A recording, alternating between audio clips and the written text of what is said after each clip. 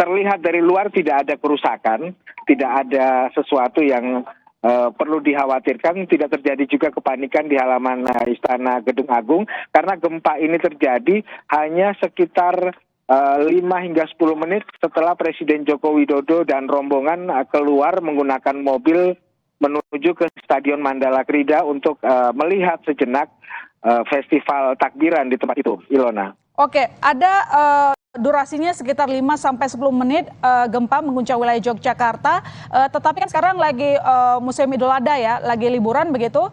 Tidak Ya, panik betul. yang Anda maksud itu, apakah tidak sampai berlarian atau sebenarnya sempat terjadi desas-desus dari masyarakat yang mencoba ingin menyelamatkan diri begitu?